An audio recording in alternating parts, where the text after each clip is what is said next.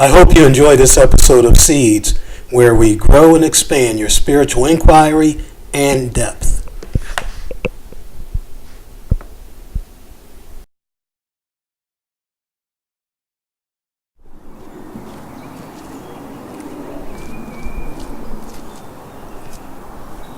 Good morning.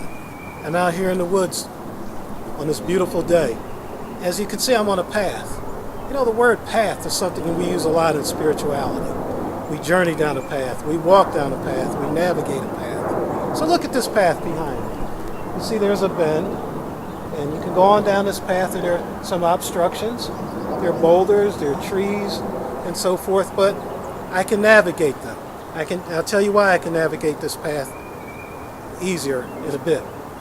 To my left, you have a nice little brook, or stream, I guess you could call it. There's thicket over there, there are trees, there are down logs, probably some snakes. I've seen snakes out here before. There are turtle and cardinals over there, squirrels, chipmunks, and the same over here. This side is probably a little more strewn with obstacles, larger trees and logs and so forth.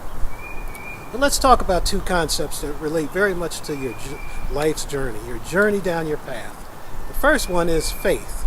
I know we use that word a lot in spirituality and as it relates to our relationship with God.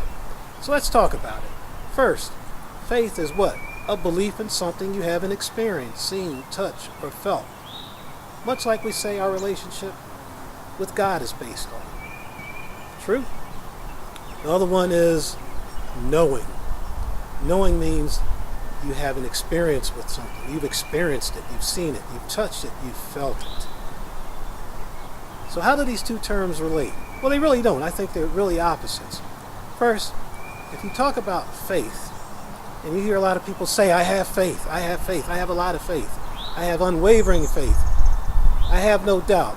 Let me tell you, if you have the slightest bit of fear and anxiety about the future, present circumstances, things that are unresolved from the past, then you don't have faith. You don't have absolute faith. You probably have some faith, strong faith, a little faith, but nevertheless, faith is absence of fear. Faith is absence of fear. That's the definition. Now let's go to knowing. I have achieved a place of knowing with God. So I've moved away from a place of faith. And that's what I'm going to ask you to do today. To move away from a place of faith with God to a place of knowing. I'm at a place of knowing with God because I've seen what is manifested in my life.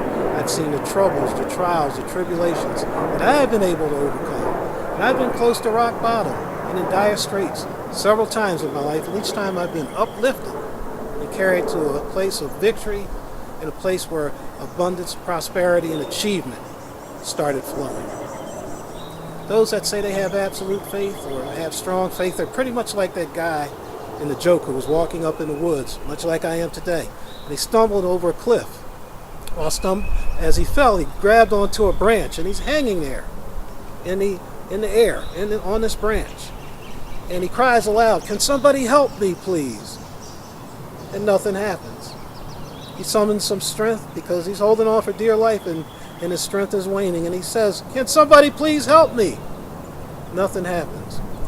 Then the third time, he's really weak, his arms are shaking, and his faith is wavering that somebody's going to come and rescue him, and he laments with all his power in a weak voice, "Can somebody please help me?" And then a voice spoke out of a cloud that all of a sudden appeared and said, "I will help you, my son, but do you believe?" And he said, "Believe?" He said, "It is me, the Lord. Do you believe?" And the guy said, "Yes, I believe." The Lord wasn't convinced. So the Lord asked him a second time, "Do you believe?" Still, the Lord wasn't convinced. And the guy even said yes. He said yes, even in a stronger, more convincing way. But the Lord was not convinced. So the third time, the Lord said in that majestic, powerful voice, "Do you believe?" And he said, "Yes, yes, yes, Lord, I believe, I believe." Then the Lord said, "Then let go of the branch." And the guy hung there a little while longer, his arms shaking more and more. And he said, "Is there somebody else out there who can help me?" Now see, that was a man of faith, not a man of knowing. He probably, unlike me, and unlike some of you, I'm sure, Did not undertake a spiritual improvement program that was focused on deep prayer, reflection, and meditation, where I went inside and accessed my higher self. Let me tell you what your higher self is. Your higher self is that person, that being that God created to achieve excellence. You were born excellence. You were born excellence. You were born to achieve. Perfection, achievement, that's your natural order. It's not a fleeting circumstance in your life. Why do we marvel at these athletes and